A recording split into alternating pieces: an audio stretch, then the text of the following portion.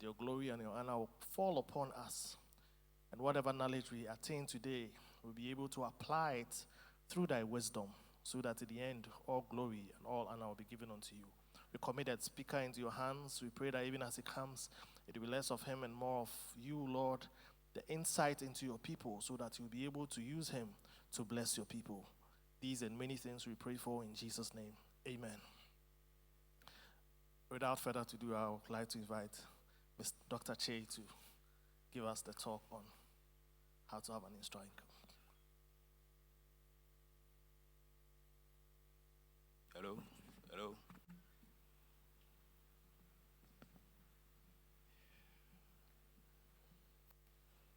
Good morning, everybody. I think the prayer has been said already, and I wish I had a lot of youth to inspire them at this point. And I like inspiring the youth, for that matter, when it comes to this. I want to take this opportunity to welcome everybody to Dr. Che's presentation. As you see, it's a home extra income generation. Just to introduce myself, my name is Dr. Kwabena Yabuache. I'm a vet surgeon, and Odadia, 79. Bulgarian trained, and I'm self-employed for now, pensioner. I'm married, and September will be 30 years since I got married. We have a son, Samuel, who is in Canada studying, and we have so many children, apart from some, which we still continue to nurture. They are all around us. And a lovely wife, and industrious. My mentor. She is my mentor. Please clap for her.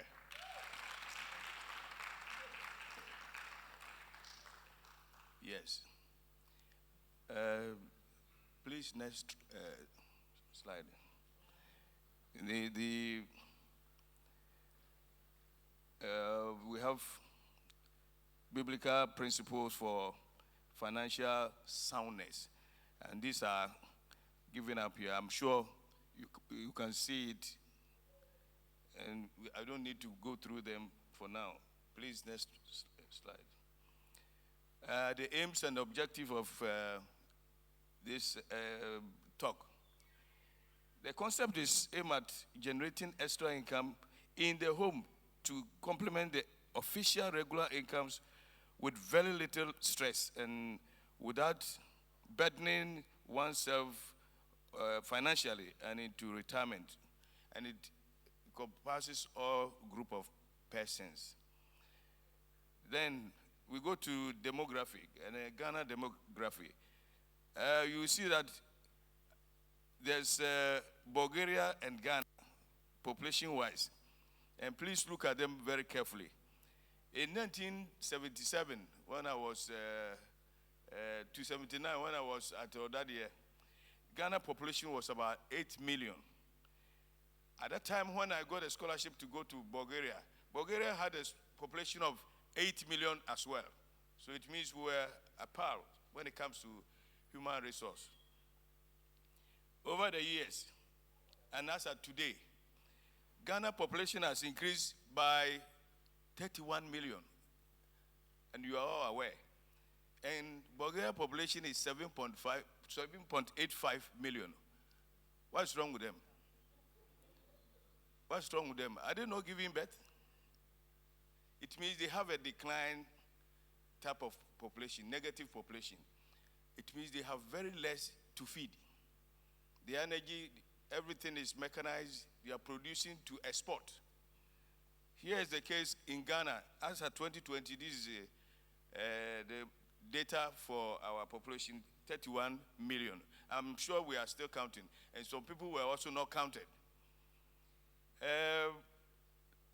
If you have 31 million for the same size of land, it means we have a lot of mouths to feed. And that is the area which I want to, tackle very strongly.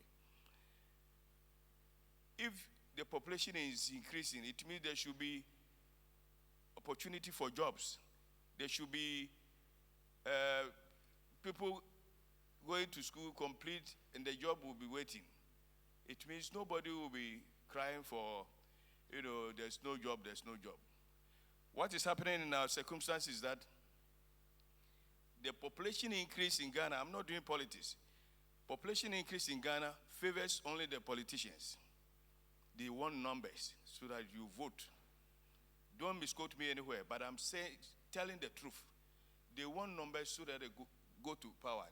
No politician creates job for the youth. And it is true. No politician creates job for anybody can come and challenge, because we have so many youth coming out of schools, and they have to, if you don't know anybody, if your family hasn't gotten any business so that you'll be employed through it, you have to struggle to get employment. And this is where my concept comes in. You see, in 1997, we had a birth population of 6 million. That is in Ghana. This one doesn't apply to Bulgaria. 6 million. And then sheep, 3 million. Goats, 4 million. And then cattle, 0.9 million. And then, as at today, 2023, we have about 40 million of poultry, 6.5 million of sheep, and then 8 million of goats, and then 1.4, 1.5 billion cattle. What is happening is, it means we should be able to get meat, protein source, to feed the ever-growing population of Ghana. And if we can double our production, it means we are going nowhere. That is why me and you, it is incumbent on us to try to do something in the home. Because to buy meat, to buy a source of protein, you need cash. And it is not always you get the cash. And I'm speaking for the average family. So people can manage their resources because their income is very high. We are not talking about that. We are talking about the rest of the people who are suffering. They can't get, at the end of the month, a sizable income to feed their families. And you see, if you think somebody will come and then feed your family for you, you always say, Nyame waho. Nyame waho, yes, God is there, but you have to help yourself. We have a human, when it comes to maize, I'm using one of the staple feed item, maize, which is corn. The little poultry we have is competing with human. The poultry is taking about 70% of the maize we have in Ghana. That little population of poultry. Human beings are using only 30%. It means we should produce more to feed the human being so that the excess will have to go to the poultry. It shouldn't be for poultry and then the excess go to human being.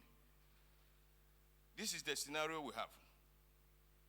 So there's this concept which we want to introduce to our people. Maybe RBC, we have the opportunity to learn from some of us, our experiences. In poultry rearing, we have a self-contained wall house. No local bird should be found or raised alongside in premises. No visitors or intruders are allowed close to the pen or birds when the birds are in the coop. What I'm trying to say here is that we, as we started as a family, that was in 1994. Myself and my wife, there was a trade fair. We went to that trade fair, and then we saw this knockdown coops, poultry coops. If you go through the slide, Please get through the slide and let's see. Yes, this is the scoop. You can raise even 100 beds in your own home, and it takes a very small space. Small space. Nobody will even know that you are doing poultry. What happened was that at that time, Papa here was looking for poultry local because this importation was not very popular at the time. We were raising 200 broilers every 6 weeks, not even months, 6 weeks, maximum 7 weeks. Then they had an agent who would come and take the birds away. So we were encouraged to be doing that. We were encouraged all the time to be rearing the poultry in our own house. The landlord comes around, they see the poultry, hey, you are becoming rich in my house. The next time he increases the rent. That is how the trend had been. Because they thought we are taking advantage of the premises. But that was true. We have to take advantage of the premises. And from 200 beds, which is broiler, we went to 100 layer. The layer are those who lay eggs. The eggs, 100 beds will give you our 3 crates a day. 3 crates, we were just selling it to the neighbors. We just put a signboard in front of the house, eggs for sale. 3 crates a day.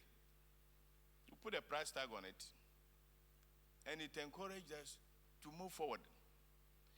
From 3 crates as far back as 1994, 95, 96.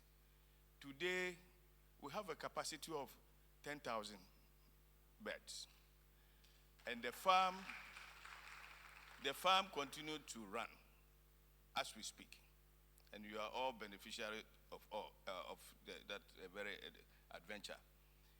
The point is that when we saw that neighbors were disturbing us, they were reporting us to the AMA that we are raising birds and the rest. We never bothered. Even the AMA, they have a bylaw. Bylaws stipulate 200 birds, sheep and goats 10, and whatnot. So it means we're in the confines. I'm sure that bylaw was, enacted during the time of Achampong, when they were doing Operation Feed Yourself. They were allowing backyard gardening. At the end of the day, we couldn't get space to meet the demand, so we had to come looking for land. And where I am standing today, the church premises, it was our land. We were doing poultry here. We were doing poultry here, and we sold it to the church. But what I mean to say is that from the house, when we got this land, we raised the birds from 200, go to 500, go to 1,000, there and then. Then when we saw that we can add something, that was a piggery. We took only one boa, that's the male, and then 2 sow. At the end of the year, with the pigs,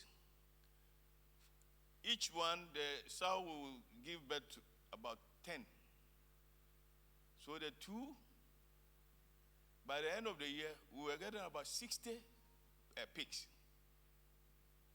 The marketing was very difficult, but we still managed. And we had to go through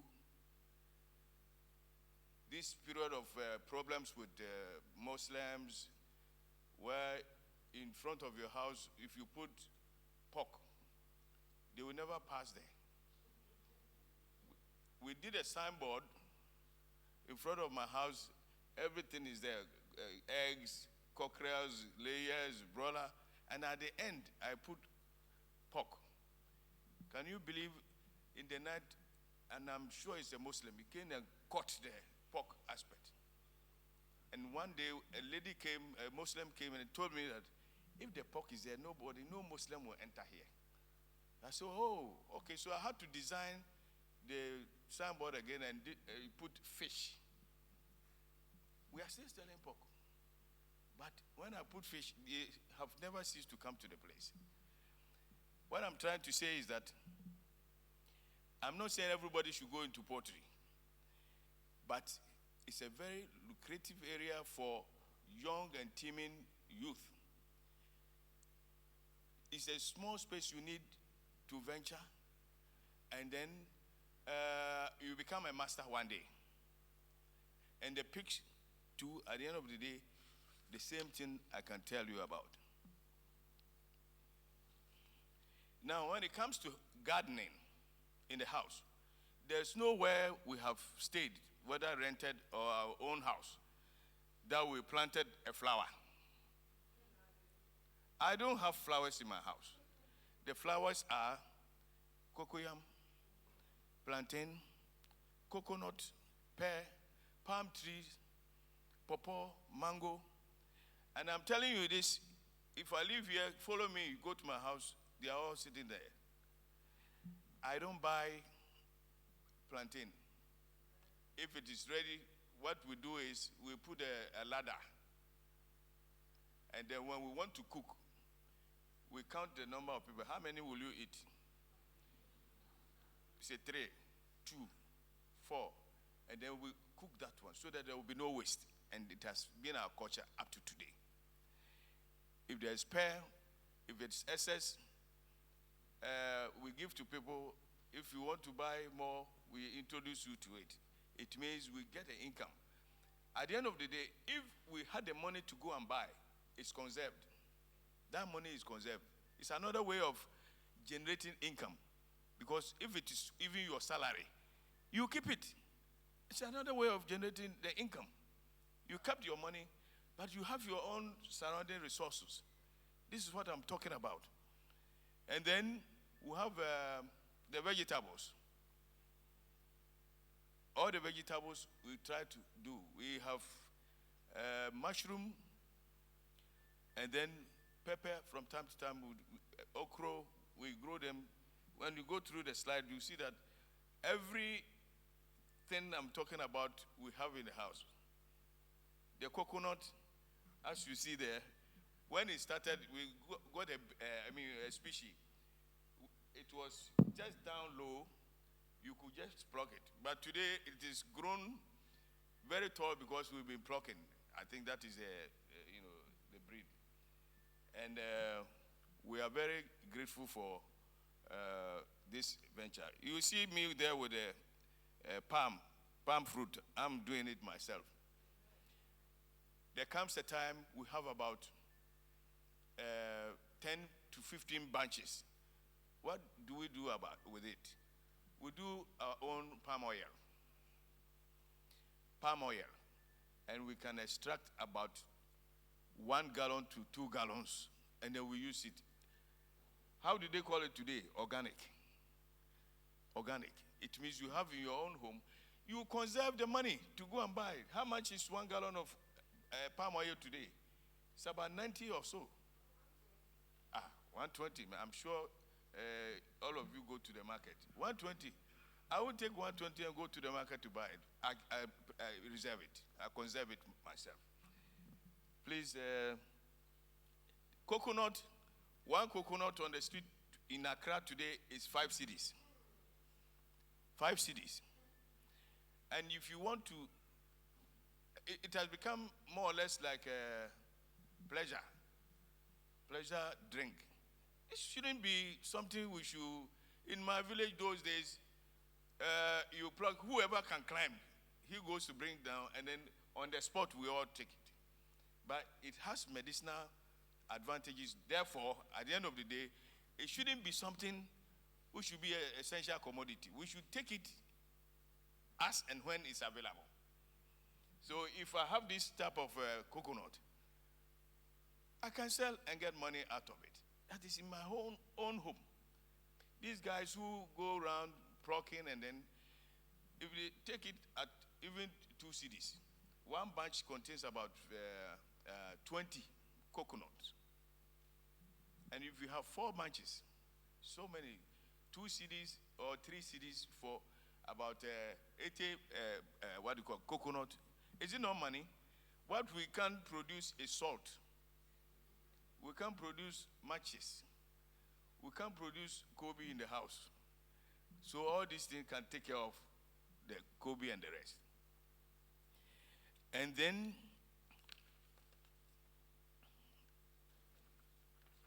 the dogs. Let me go to the dogs. I'm very happy standing here to tell you that when I came to buy the land, meanwhile I got a dog, somebody was owing me. When I went, he said, can you take the puppy to clear the debt? I said, no problem. I took the dog, took it to the house. I look at it. When I was in UK, my next door neighbor, I never saw her until I was leaving. A white lady, she was called Linda. I said, is that how these white ladies behave? So when I got a dog, I named it Linda. Please don't be annoyed. But Linda was a very good girl.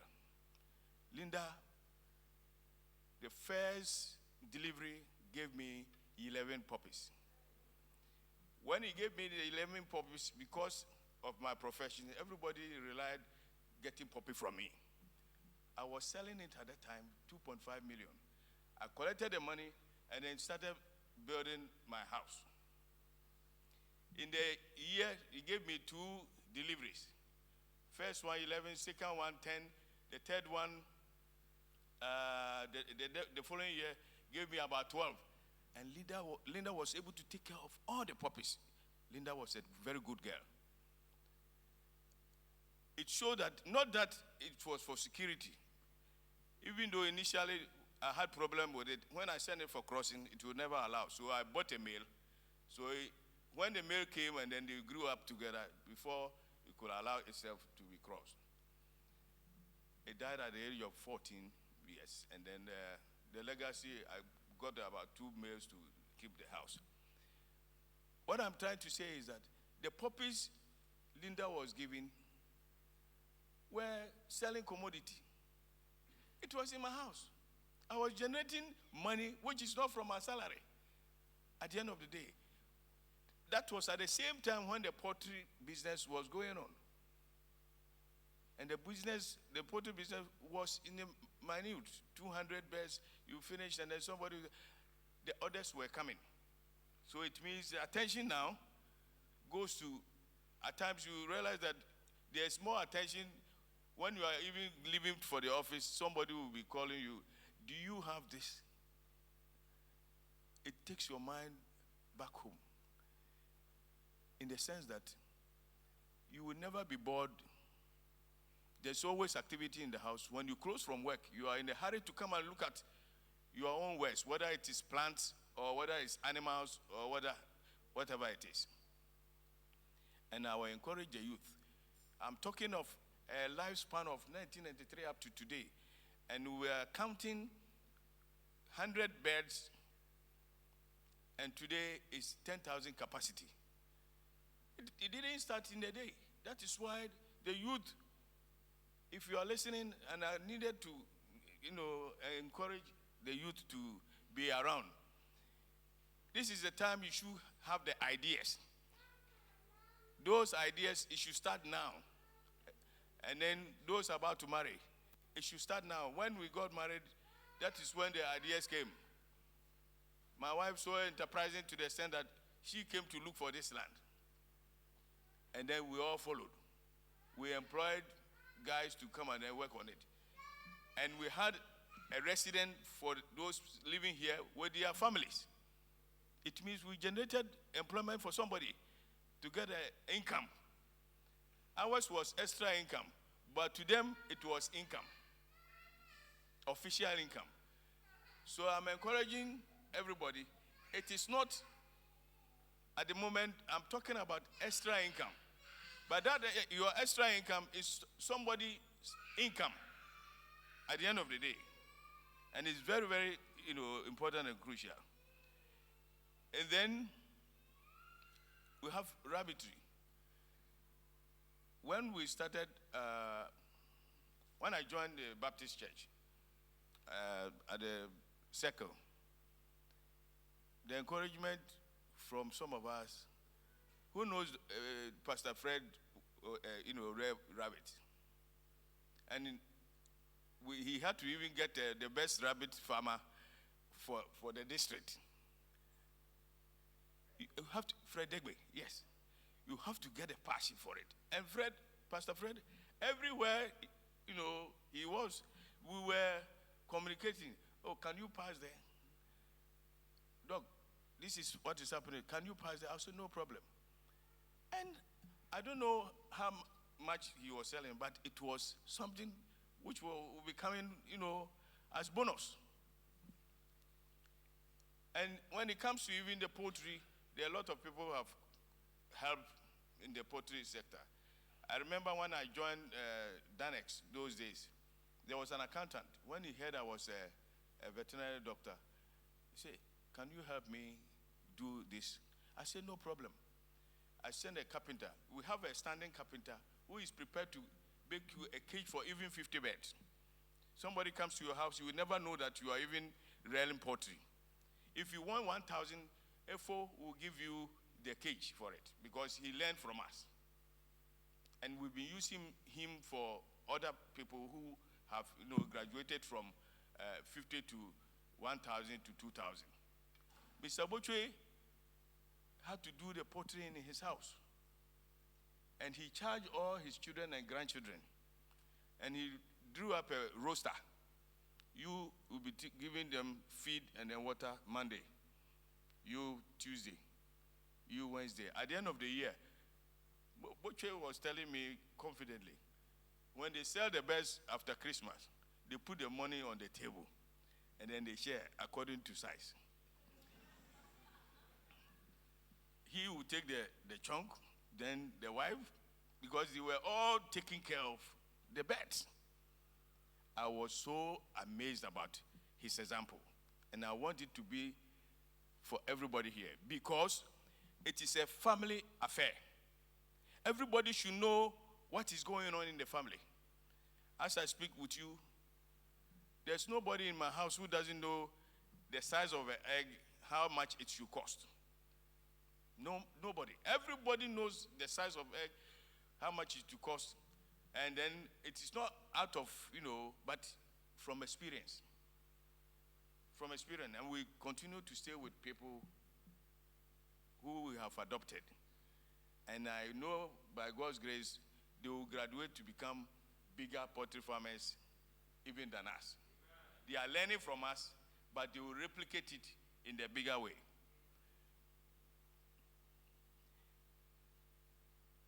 There was a house help called Ima.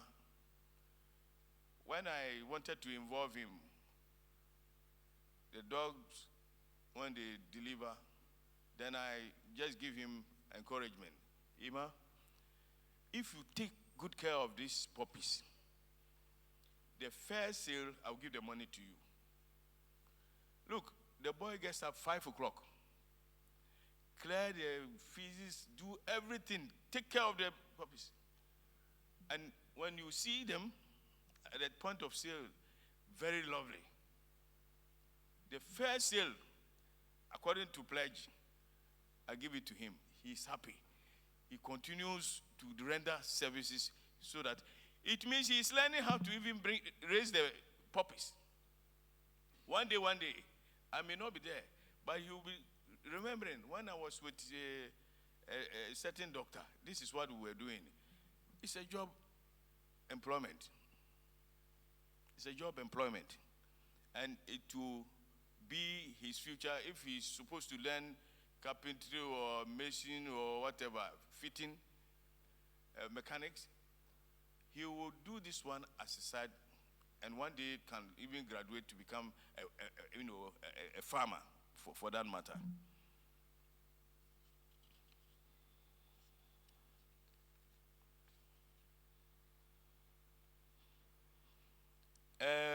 There's also, in recent times, fishing. People are doing fish farming in their homes. You see what you are seeing on the board now. The size is not this room. The size is about how many? It's not even 6 feet. 4, 5 feet. And they are producing fish, catfish. Do you know how expensive catfish is? And there's always a market. There's always a market. And you are doing it in your corner in the house. One catfish, they sell it per kilo. And it's amazing.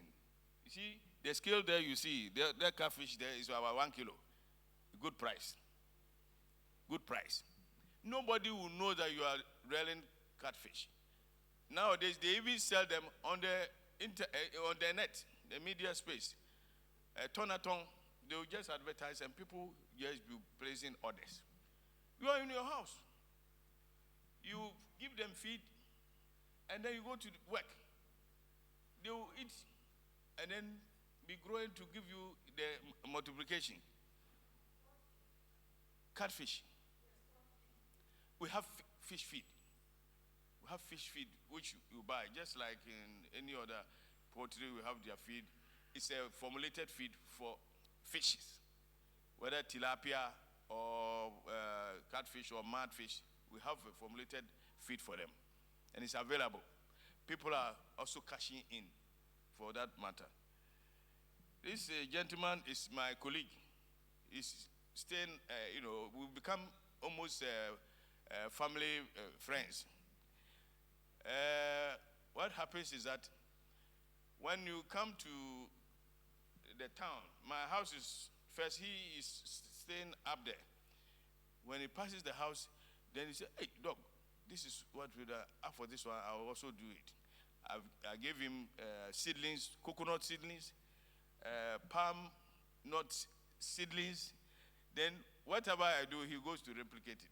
Very recently, he told me that the coconut is ready. You come and give me my share for giving him the instant. I said, thank God. At the end of the day, this is what he's producing. I don't have space for it, but I'm introducing it to you. One day, it may not be expensive doing it if you start now. There's the conviction that you will need a capital to start this type of home business. No, if you are planting coconut or you are planting pepper or any other item, I'm telling you, it takes few coins to buy seedlings. Few coins to buy seedlings, but the reward is very, very big. At the end of the day, the reward is very, very big. Let me go here because the time is not on our side. Then, let me see advantages of all this home gardening or farming. You expose yourself to a certain market. That market, in whatever area, there's that type of exposure. And people get to know you as the supplier of this. We are tagged as supplier of eggs, and it has been with us for years till today. And for that matter, fresh eggs with good quality yolk. And it is there for even the hotels. They will never go anywhere. They say they want Koba Farms eggs. Not the one from Doma Hinkru, which has stayed for 3 weeks to 1 month. So there's a tag to you the moment you identify yourself.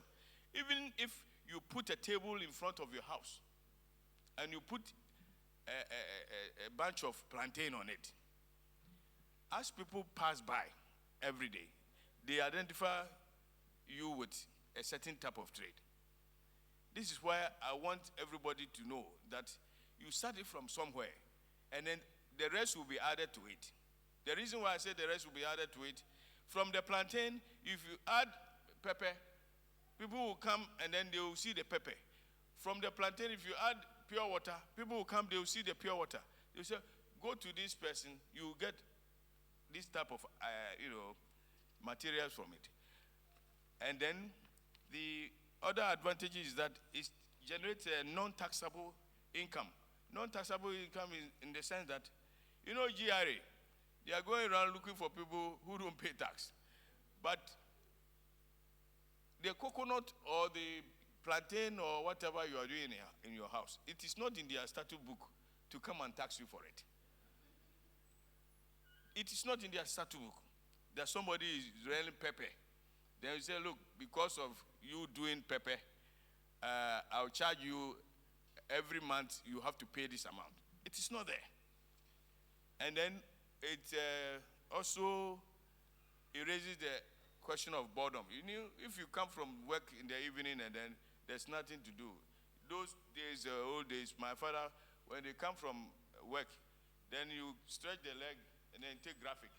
You read the graphic from page 1 to the last comma and then full stop. That's why I'm not saying it was boring, but the point is the activity wasn't there. And if you occupy yourself with something will be telling you, go home. If you have beds, you see that something will be telling you, go home. If you have some plants, something tells you, go home. And you go home. So you become very, very, homeboy at the end of the day. That's what I'm trying to talk about. It gives you the opportunity to be very close to even your family. It's not like that. And then the physical engagement also is, even though unconscious, but you are doing exercise. You pick from here, put it here, then you'll be talking to even your plants, you'll be talking to, maybe nobody knows, but I'm telling you, when you enter a poultry farm and you have a certain color, that's why poultry farmers, you are ascribed to maybe one color dress. If it is this yellow dress, the moment the birds see you, they will never, worry you because they know you. But if you change it the next time, the moment you enter, they will all stop eating, be looking at you because you are a stranger. You are a stranger.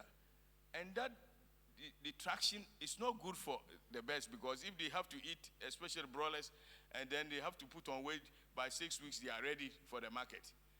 And you are obstructing them. It means you won't get a weight at the time. So there's a prescription to it. And then there's no retirement when you are doing some of these things. No retirement. You don't go on retirement planting coconut because the coconut will be aging as you age at the end of the day. And it becomes a generational project. Generational project because all the children, as they are growing in the house, they see what you are doing, the leader. They rather keep that very trait with them as they grow, marry, leave their house and all those sort of things. And their lives would never be boring anyway. And then you teach the children how to handle cash. My boys and girls, they are the people who sell. They exchange. There's no tendency that they will learn how to steal. No, because you have to be part of the business. This is also another area which is very, very, when children are spoiled, they will be pilfering here and there. You won't find that one in the home where everything is organized. The children, everybody is taking part of the project. There's a sense of belonging to that exposure. And then when you position yourself, just like I was saying, if you put a signboard in front of your house, it means you've positioned yourself in such a way that everybody knows you are a seller. And they will identify you for that matter. But my caution is, you should be able to know what you are selling depending on the area you are. You can be in a rented house, or what I've been trying to say, we were in rented premises when we were moving the poultry from one rented premises. We moved from La Paz to Kwashibu, from Kwashibu to Santa Maria, from Santa Maria back to La Paz. Then finally we moved to our home. Everywhere we went, we moved poultry. Everywhere we went, we were keeping dogs. Everywhere when we planted something, which was giving us money, whether to sell or to use it ourselves. And today, in my house, the flour is coconut, kontomire. I'm sure you saw it in the place. And I don't have any problem about, you keeping kontomire and then whatever. Somebody will say yewira. But yewira keke. Something beneficial to you and then even to your health. If you want to sell, you sell it and then get money at the end of the day.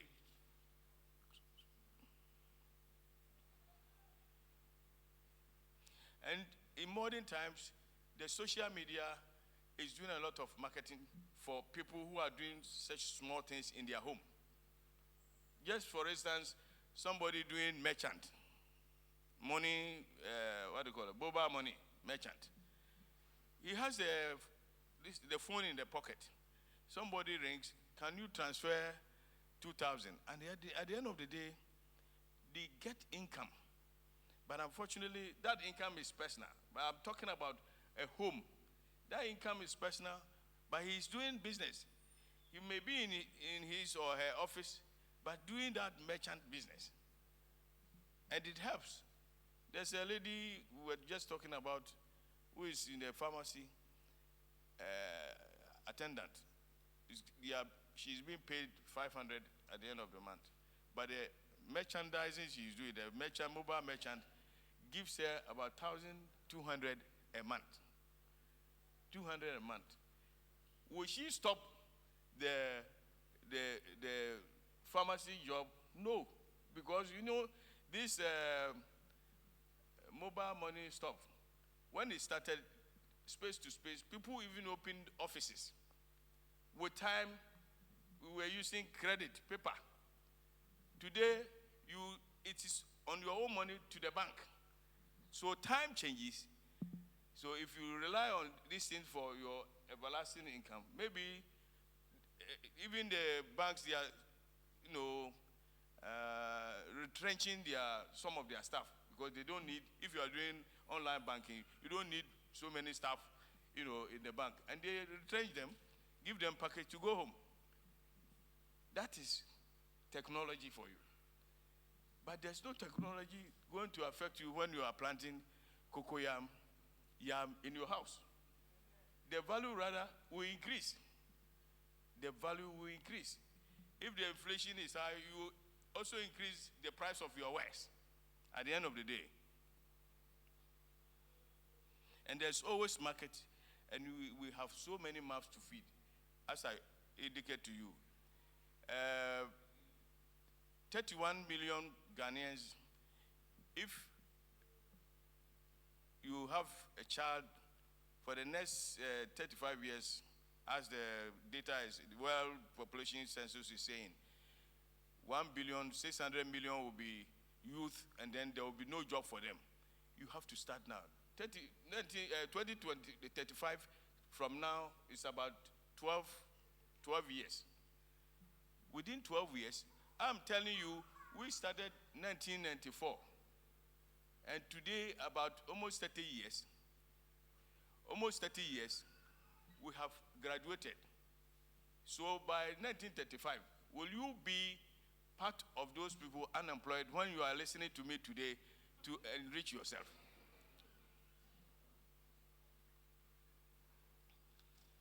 So we have so many mouths to feed, and therefore, and you see, there's a caveat here for some of these successes. If you are staying in a community and you don't even smile to anybody, you just be going straight, looking straight.